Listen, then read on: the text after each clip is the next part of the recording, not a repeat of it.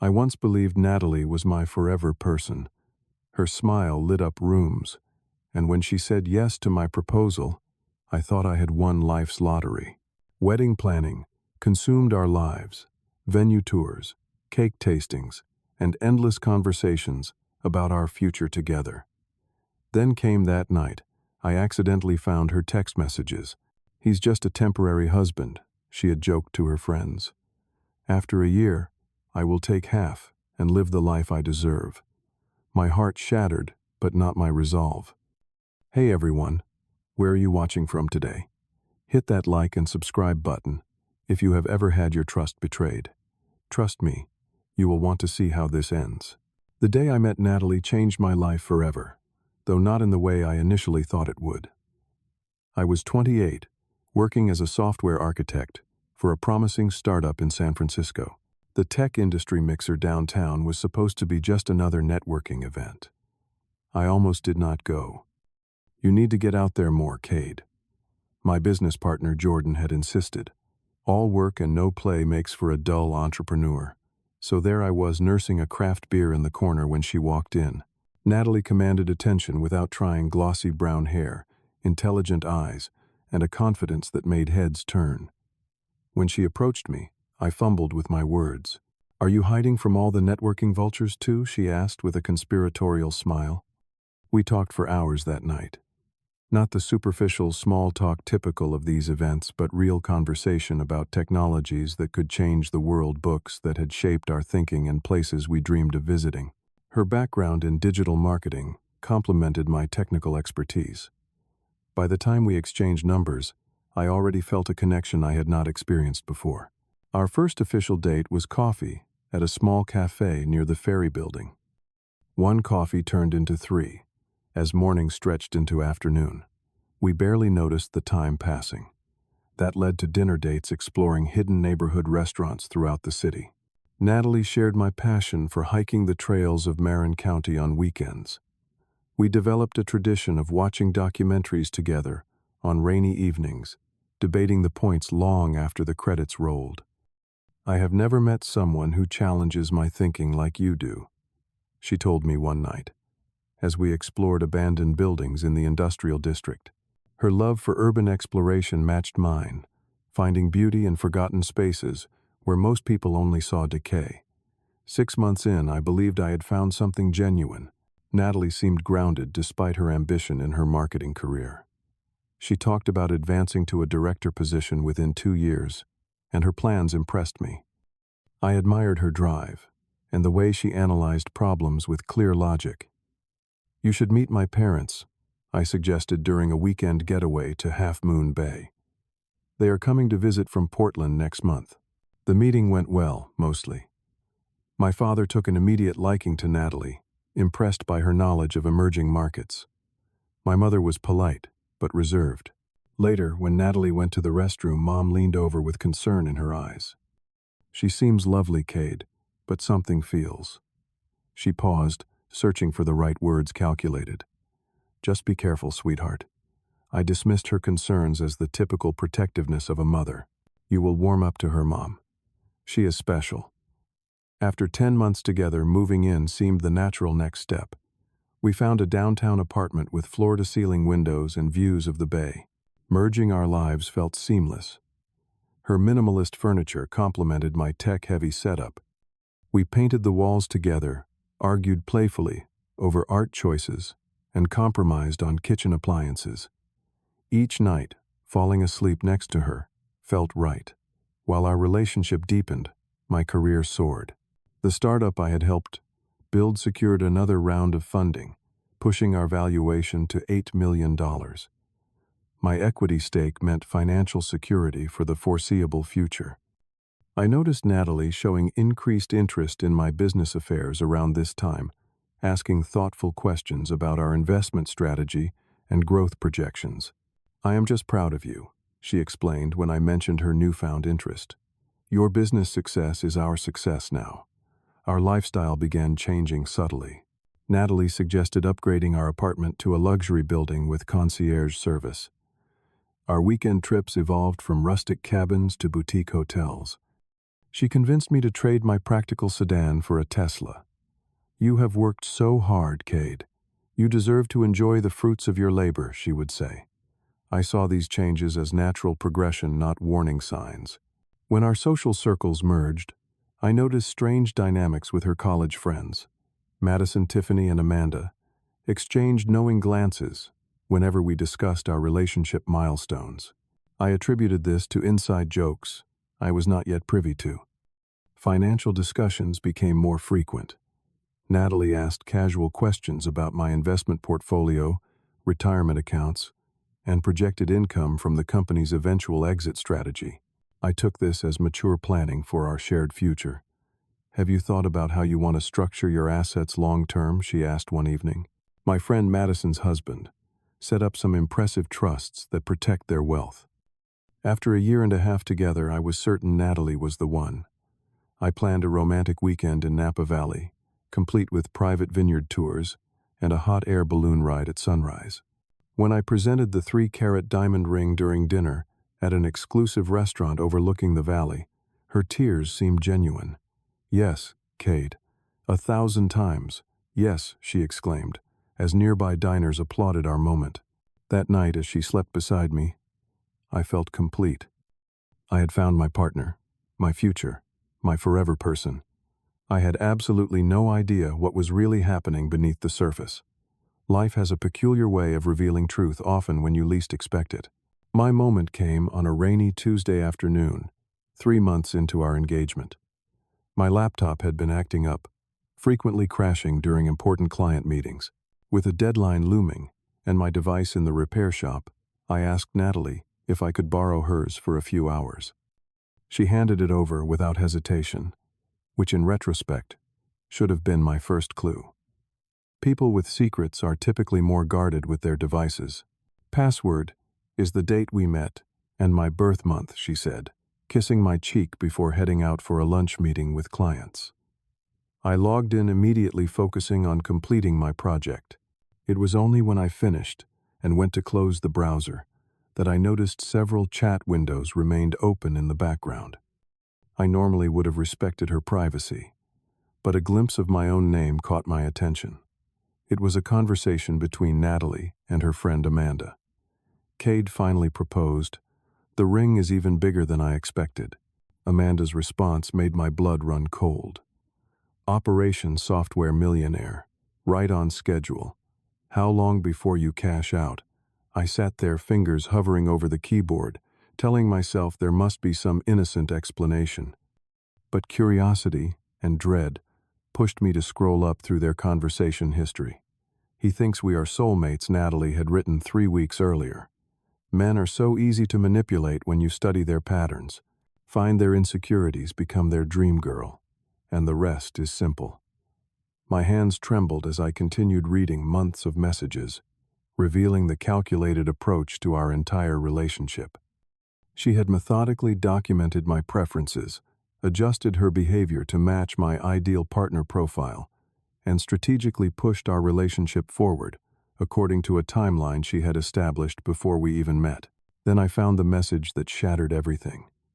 "He is just a temporary husband. After the wedding, I will give it a year, then take half and live the life I deserve. California divorce laws are so generous to wives." The room seemed to spin around me. I had to grip the edge of the desk to steady myself. Was this real? Could I have been so completely fooled by someone I thought I knew intimately? Driven by a need to understand the full scope of her deception, I began a deeper investigation. Her browser history revealed searches for how to maximize divorce settlement, community property laws, California, and hiding assets before divorce. The searches dated back to our 3rd month of dating, long before I had even considered a serious future with her. My discovery grew worse when I found email exchanges between Natalie and a divorce attorney named Richard Blackwell. Their correspondence began 3 months before our engagement. She had been consulting on optimal timing for marriage and divorce while I was shopping for her ring. 2 years of marriage is the sweet spot, the attorney had advised. Enough time to establish pattern of lifestyle, but not so long that it becomes your entire prime. The betrayal cut deeper when I uncovered a folder of screenshots she had systematically taken of my investment portfolio bank statements and confidential business contracts. She had been documenting my assets with meticulous detail, even creating spreadsheets projecting potential settlement amounts based on different divorce timelines. Her deception extended throughout her social network. Conversations with 5 different friends, Amanda Madison, Tiffany Jessica, and Lauren, all referenced their foolproof plan for securing financial independence through strategic marriage and divorce. They called themselves the Investor Wives Club, sharing tactics and celebrating milestones in their respective relationships. Most disturbing was discovering I was not her first target. References to 2 previous relationships appeared in older messages. Both men had apparently insisted on prenuptial agreements, causing Natalie to abandon her plans and move on to more trusting prospects. I had become the perfect mark, financially successful, trusting, and without the relationship experience to recognize her manipulation. For hours, I sat alone in our apartment, cycling through disbelief, rage, and heartbreak. The life I thought we were building had been an elaborate illusion. Every kiss, every whispered promise, every shared dream, all calculated steps in her scheme. When I heard her key in the lock that evening, my first instinct was confrontation. I wanted to demand answers, to see her face when her deception was exposed. But as she called my name from the entryway, a different instinct took over. Strategic thinking had built my business success. Perhaps it could salvage something from this personal disaster. "Hey, babe, how was your meeting?" I asked, forcing a smile as she entered the living room. I had closed all the evidence on her laptop, returning it exactly as she had left it. "Productive. We might land the Henderson account," she replied, studying my face. "Everything okay? You look stressed." "Just deadline pressure." I lied, matching her deception with my own. "I think I need some air." Going for a quick walk. Outside, in the cool evening air, I made a decision. I would not confront her, not yet. Knowledge was power, and I now possessed knowledge she did not realize I had. If Natalie wanted to play a long game, she would discover I could be an equally patient player. The next morning, I called in sick to work for the first time in 3 years. As soon as Natalie left for her office, I began developing my counter-strategy. This would require careful planning, discretion, and professional guidance. My first call was to Thomas Freeman, reputed as the top divorce attorney in Northern California. His firm specialized in high-net-worth cases, particularly those involving business assets and complex property division. His assistant initially told me his first available appointment was 6 weeks out. "Please tell Mr. Freeman, this concerns a preemptive strategy involving an 8-figure tech company valuation and evidence of marriage fraud," I said. I had his attention. The appointment was set for 3 o'clock that same day. The Freeman Law Group occupied the entire 32nd floor of a financial district high-rise. The waiting room exuded quiet power with its understated luxury. Thomas Freeman himself emerged to greet me, a rarity for attorneys of his stature. "Your situation intrigued me, Mr. Williams," he said, guiding me to his corner office with views spanning the bay. "Preemptive cases are my specialty." For 2 hours, I detailed everything I had discovered, providing screenshots and notes I had secretly made. Freeman listened intently, occasionally asking clarifying questions about timelines and specific evidence. "What you have described is a textbook case of fraud in inducement of marriage," he explained when I finished. "The good news is, we have caught this before the wedding. The bad news is proving such fraud can be challenging without revealing your awareness." Together, we developed a comprehensive asset protection plan. The strategy had multiple layers, beginning with business restructuring to protect my company's stake from potential community property claims. "Your business was established before the relationship," which helps, Freeman advised. "We will work with your corporate counsel to create an ironclad separation between personal and business assets." Over the next 3 weeks, I quietly restructured company ownership, transferring certain interests into separate entities with specific governance provisions. My business partner, Jordan, was confused by my sudden interest in corporate structure minutiae, but supported the changes after I shared a redacted version of the situation. Man, I never liked her, Jordan confessed. Something about her eyes when you were not looking calculating. The next phase involved drafting a prenuptial agreement with specific infidelity and fraud clauses. Freeman brought in specialists who crafted language that appeared standard on the surface, but contained powerful protections triggered by specific scenarios. The key is presenting this as protection for her, Freeman advised. Frame it as shielding her from business liabilities while actually securing your interests. Digital security became paramount. I changed all passwords, secured my devices, and created separate email accounts specifically for legal communications. Every conversation with Freeman occurred through encrypted channels or in person. The most challenging aspect was maintaining normalcy with Natalie. Each morning I kissed her goodbye each evening, discussed wedding plans with feigned enthusiasm. When she suggested upgrading our venue from the botanical gardens to an exclusive estate doubling our costs, I agreed without hesitation. "Are you sure, Cade?" she asked, surprise evident in her voice. "It is an extra $75,000. Nothing but the best for us," I replied, watching our wedding budget balloon from $50,000 to $175,000. Each excessive expense she proposed became another link in the chain of evidence. My parents raised concerns about the accelerated timeline and extravagant spending. During a private conversation, I confided in them about the situation. "We suspected something was off," my father admitted. "Your mother's intuition was right.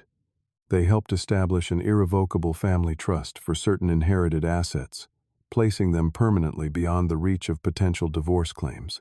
The structure was complex but essential to the overall protection strategy. Throughout this period, I methodically gathered and secured additional evidence of Natalie's deceptive intentions. Her conversations with friends continued unaware that I occasionally accessed her accounts when she left devices unattended. The brazenness of their discussions still had the power to wound me. One more year of playing house then, freedom with a fat bank account she had written just last week. 3 months before our scheduled wedding date, I casually suggested the prenuptial agreement over dinner at home. My business attorney insists I explained, watching her face carefully. "It is standard for founders. Mostly protects you from business liabilities if the company ever faces lawsuits." The flash of calculation in her eyes was nearly imperceptible. "Do we really need that? It feels so unromantic. Just legal formality." "Nothing that would affect our future together," I assured her, downplaying its importance while emphasizing protection for her. Her resistance continued for several weeks. Subtle manipulations, emotional appeals about trust, even tears during one carefully orchestrated dinner with my parents. I remained gently insistent, presenting it as a minor hurdle to our happiness. When she finally agreed to review the document with her attorney, I suggested a lawyer whom Freeman had identified as ethically questionable, but technically competent. Her attorney recommended modifications that appeared to weaken the agreement, but actually strengthened its enforceability. Each concession I made had been pre-planned with Freeman. "You win," I told her after the third draft. "I have asked them to remove the sections you were concerned about." The signing occurred in Freeman's office, presented as a convenient central location. As we sat side by side, adding our signatures to each page, I felt a complex mixture of emotions, sadness, for what might have been genuine satisfaction at protecting myself, and hollow victory in outsmarting someone who had nearly destroyed. To me, her smile as she signed the final page haunts me still. She believed she had secured her future payday. In reality, she had just signed a document that would leave her with nothing if her fraud was exposed. With the prenuptial agreement secured, Natalie pushed to accelerate our wedding timeline. "Why wait 3 more months?" she suggested. "Let us move it up to next month. I cannot wait to be Mrs. Williams." I agreed, watching her eagerness with detached fascination. The timeline acceleration worked in my favor, reducing the period I needed to maintain my charade. My bachelor party weekend in Lake Tahoe provided crucial time away to finalize remaining legal protections. While my friends celebrated with typical debauchery, I spent hours on encrypted calls with Freeman, reviewing final preparations for the confrontation to come. "You understand. Once you reveal your knowledge, There is no going back. Freeman cautioned. Are you prepared for that finality? More than ready, I assured him. After months of living a double life, the prospect of ending the charade felt like approaching freedom. As the wedding day approached, I steeled myself mentally. This performance would require perfect control, walking the fine line between appearing genuinely invested while gathering the final pieces of evidence needed. Each night I reminded myself that justice, not vengeance, was my goal. The morning of our wedding dawned with picture-perfect weather over the Sonoma Valley estate. Natalie and I prepared in separate rooms according to tradition, though for entirely different reasons than most couples. Cannot wait to see you at the altar, she texted from her bridal suite. Today begins our amazing life together. I adjusted my bow tie in the mirror, wondering if she noticed the hollowness in my eyes. My best man, Jordan, placed a supportive hand on my shoulder. You sure about going through with this whole production? He asked quietly. Freeman says you have enough to void the relationship already. I need her to know she did not win, I replied. Some lessons need to be learned completely. Walking down the aisle felt surreal. 150 guests filled the garden terrace, witnessing what they believed was a celebration of love. Natalie appeared in her designer gown, radiant with triumph rather than bridal joy, though only I could see the difference. As we exchanged vows, her promise to love and cherish me rang with such conviction that for a fleeting moment I questioned my certainty. Could I have misinterpreted everything? Then I remembered her own words.